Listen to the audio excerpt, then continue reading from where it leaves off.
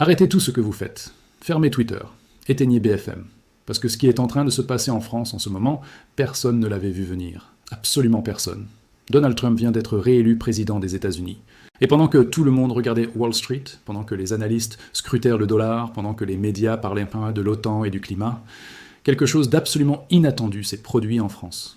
Un effet Trump que personne n'avait anticipé. Un tsunami économique et politique qui est en train de redessiner le paysage français. Et si vous ne comprenez pas ce qui se passe maintenant, dans les prochains mois, vous allez être complètement dépassé. Salut à tous et bienvenue sur la chaîne. Si vous êtes nouveau ici, on décrypte la politique et l'économie sans le filtre des médias mainstream. Abonnez-vous immédiatement, likez cette vidéo et laissez un commentaire pour me dire que vous êtes là. Parce que ce qu'on va analyser aujourd'hui, les grands médias vont mettre des semaines à le comprendre. Aujourd'hui, nous sommes en février 2025. Donald Trump est de retour à la Maison-Blanche. Et en France, Emmanuel Macron fait face à une situation qu'aucun président français n'a jamais connue. Une situation qui va changer la France pour les années à venir. Mais avant d'aller plus loin, soyons clairs. Cette vidéo est purement éducative et analytique. Je vous montre simplement les faits, les données et les conséquences que personne ne regarde. Alors, quel est cet effet Trump dont personne ne parle? Commençons par les faits bruts. Le 5 novembre 2024, Donald Trump a remporté l'élection présidentielle américaine. Victoire nette, victoire claire. Les marchés ont réagi immédiatement. Le S&P 500 a bondi. Le dollar s'est renforcé. Les cryptos ont explosé. Tout cela, les analystes l'avaient prévu. Mais en France, quelque chose de complètement différent s'est produit. Dans les 72 heures qui ont suivi l'élection de Trump, les rendements obligataires français ont subi un choc. La prime de risque française, c'est-à-dire la différence entre les taux français et allemands, s'est élargie de manière spectaculaire. Pour ceux qui ne suivent pas les marchés obligataires, laissez-moi vous expliquer pourquoi c'est absolument massif. Quand les investisseurs perdent confiance dans un pays, ils exigent des taux d'intérêt plus élevés pour prêter de l'argent à ce pays. C'est ce qui s'est passé lors de la crise grecque de 2010. C'est ce qui est arrivé à l'Italie à plusieurs reprises. Et maintenant, sans être dans la même situation que la Grèce à l'époque, la France entre dans une dynamique qui devient inquiétante. La prime de risque française par rapport à l'Allemagne a atteint des niveaux qu'on n'avait pas vus depuis la crise de la dette européenne. La France, 5e économie mondiale, est soudainement perçue comme un pays plus risqué que l'Espagne. Oui, vous avez bien entendu, plus risqué que l'Espagne. Mais pourquoi? Qu'est-ce que l'élection de Trump a à voir avec les obligations françaises? C'est là que ça devient fascinant et terrifiant. Trump a annoncé dès son premier jour au pouvoir qu'il allait imposer des tarifs douaniers massifs sur les importations européennes, 20% minimum sur tous les produits européens, potentiellement plus sur certains secteurs comme l'automobile et le luxe. Pour l'Europe, c'est un choc, mais pour la France, c'est une catastrophe spécifique. Pourquoi? Parce que la France est l'un des pays européens les plus exposés au marché américain dans les secteurs de haute valeur ajoutée. Le luxe français, avec LVMH, Hermès, Kering, l'aéronautique avec Airbus, l'automobile haut de gamme, les vins et spiritueux, tous ces secteurs qui font la fierté de la France sont directement dans le viseur de Trump. Un tarif de 20% sur les sacs Hermès, sur les vins de Bordeaux, sur les avions Airbus, c'est des milliards d'euros de revenus menacés, des dizaines de milliers d'emplois en danger, et une balance commerciale française qui était déjà fragile et qui risque de s'effondrer complètement. Mais ce n'est que le début, parce qu'il y a un deuxième effet Trump dont personne ne parle. L'effet sur la dette française. La France a une dette publique qui représente 110% du PIB. C'est énorme, c'est plus que l'Espagne, c'est presque autant que l'Italie. Et cette dette, il faut la refinancer constamment. Chaque année, la France doit emprunter des centaines de milliards d'euros sur les marchés. Et avec Trump qui déclenche une guerre commerciale, avec la croissance européenne qui ralentit, avec l'Allemagne en récession, les investisseurs regardent la France et ils se posent une question très simple. Est-ce que ce pays va pouvoir rembourser? Et quand les investisseurs doutent, les taux montent. C'est mathématique, c'est mécanique, c'est inexorable. Chaque point de pourcentage d'augmentation des taux d'intérêt coûte des milliards d'euros supplémentaires au budget français. Des milliards qui ne vont pas dans l'éducation, pas dans la santé, pas dans les infrastructures. Des milliards qui partent directement dans les poches des créanciers. C'est l'effet boule de neige. Plus les taux montent, plus la dette coûte cher. Plus la dette coûte cher, plus le déficit augmente. Plus le déficit augmente, plus les investisseurs s'inquiètent. Plus ils s'inquiètent, plus les taux risquent de monter. Vous voyez le problème? C'est un cercle vicieux potentiel. Mais attendez, parce qu'il y a un troisième effet, l'effet politique. Emmanuel Macron s'était positionné comme le leader de l'Europe face à Trump, le champion du multilatéralisme. le défenseur de l'accord de Paris sur le climat, le protecteur de l'ordre mondial libéral. Et qu'est-ce qui s'est passé de manière écrasante? Et maintenant, Macron doit gérer les conséquences. En France, la situation politique est déjà explosive. Macron n'a pas de majorité absolue à l'Assemblée nationale. Le Rassemblement national de Marine Le Pen est plus fort que jamais. La France insoumise de Jean-Luc Mélenchon bloque tout ce qu'elle peut. Le pays est ingouvernable. Et maintenant, ajoutez à cela une crise économique potentiellement déclenchée par les politiques de Trump. Des risques de fermeture d'usines, des menaces de licenciement dans le luxe et l'automobile, une hausse significative du coût de la dette, une récession qui devient de plus en plus probable. Vous pensez que les Français vont rester calmes? Vous pensez que les syndicats vont accepter? Vous pensez que les gilets jaunes vont rester chez eux? Le risque d'explosion sociale augmente fortement. Des manifestations, des grèves, un chaos qui va rendre le pays ingouvernable. Et pendant ce temps, Marine Le Pen sourit, parce qu'elle sait que plus la situation se dégrade, plus certains Français risquent de se tourner vers elle, plus ils pourraient vouloir quelqu'un de fort, plus ils risquent de rejeter le système. Trump ne fait pas que changer l'économie française, il pourrait changer la politique française. Il ouvre potentiellement un boulevard pour l'extrême droite française, et ça, peu de gens l'avaient anticipé. Maintenant, parlons du quatrième effet, l'effet sur la position de la France dans le monde. Pendant des décennies, la France s'est considérée comme une puissance indépendante, ni totalement alignée sur les États-Unis, ni totalement soumise. La doctrine de De Gaulle, la troisième voie, la grandeur française. Mais Trump s'en fiche complètement de tout ça, lui. Il n'y a pas de nuance, il n'y a pas de diplomatie subtile, il n'y a que le rapport de force. Et dans ce rapport de force, la France est faible. L'économie française dépend des exportations vers les États-Unis. La sécurité française dépend de l'OTAN, donc des États-Unis. La monnaie européenne, l'euro, dépend de la stabilité que garantissent en partie les États-Unis. Trump le sait. Il sait qu'il a le pouvoir. Il sait qu'il peut faire plier Macron. Et qu'est-ce que ça signifie pour la France? Ça signifie que le mythe de l'indépendance française est mort. Ça signifie que la France va devoir choisir, soit elle s'aligne complètement sur Trump et elle abandonne ses prétentions de leadership européen, soit elle résiste et elle prend des coups économiques massifs. Dans les deux cas, la France perd. C'est un échec et mat diplomatique. Mais il y a un cinquième effet dont personne ne parle, l'effet sur l'euro lui-même. L'euro est déjà sous pression, l'Allemagne est en récession, l'Italie a une dette monstrueuse, la France a une crise politique. Et maintenant, Trump attaque l'ensemble de la zone euro avec des tarifs. Si l'euro commence à s'affaiblir de manière significative, si les investisseurs commencent à parier contre l'euro comme ils l'ont fait en 2010-2012, le risque d'une crise existentielle pour l'Union européenne devient beaucoup plus élevé. Et qui pourrait sauver l'euro cette fois? La BCE? Elle a déjà les taux bas et le bilan gonflé. L'Allemagne? Elle est en récession et refuse d'augmenter ses dépenses. La France? Elle a trop de dettes et pas assez de crédibilité. Trump pourrait, sans le vouloir peut-être, créer les conditions d'une crise majeure de l'euro. Et la France serait au cœur de cette crise. Maintenant, je sais ce que vous pensez.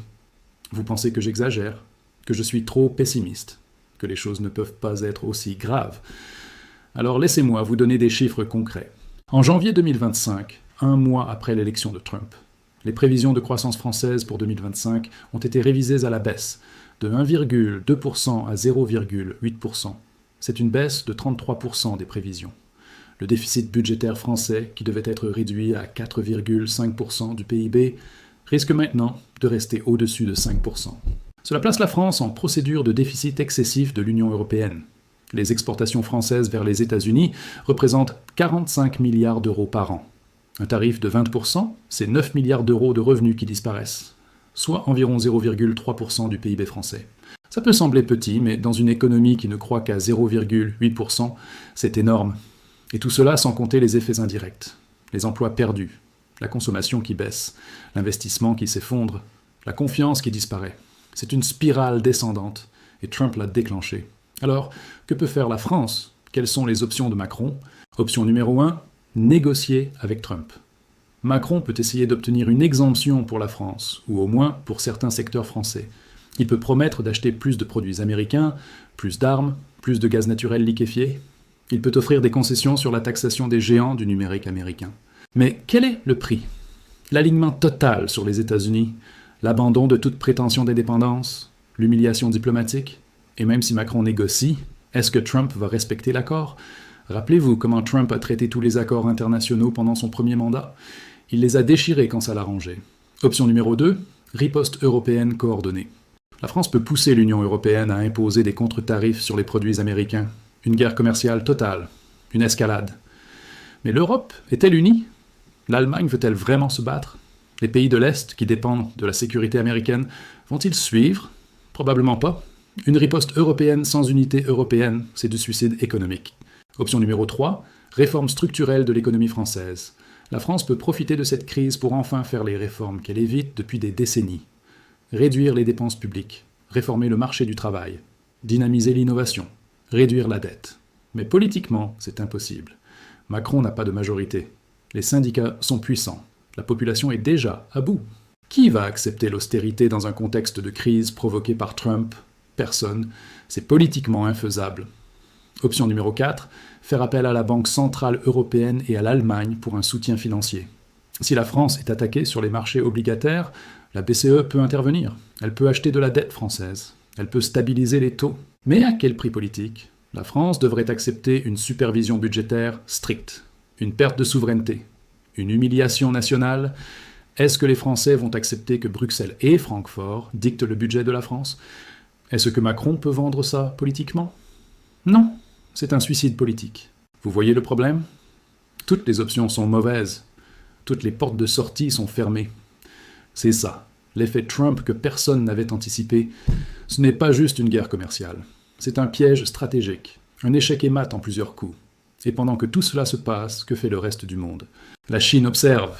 Elle sait que si Trump affaiblit l'Europe, la Chine gagne. Si l'Occident est divisé, la Chine peut avancer ses pions. La Russie sourit. Une Europe affaiblie, une France en crise, c'est exactement ce que Poutine voulait. Les pays émergents diversifient leurs réserves, ils sortent du dollar, mais ils sortent aussi de l'euro. Ils vont vers l'or, vers le yuan, vers les crypto-monnaies. Le monde change, et la France est du mauvais côté du changement. Alors, que va-t-il se passer dans les prochains mois? Voici le scénario que je considère comme le plus probable, basé sur les données actuelles. Premièrement, la croissance française risque fortement de continuer à ralentir. Une récession technique d'ici la fin 2025 devient un scénario de plus en plus crédible. Deuxièmement, le chômage pourrait remonter si les secteurs du luxe, de l'automobile, de l'aéronautique commencent à licencier. Troisièmement, la dette française risque de coûter plus cher. Si les taux restent élevés, le déficit pourrait exploser. Quatrièmement, Macron risque de perdre encore plus de capital politique. Son taux d'approbation, déjà catastrophique, pourrait tomber encore plus bas. Cinquièmement, Marine Le Pen et le Rassemblement national pourraient gagner en puissance.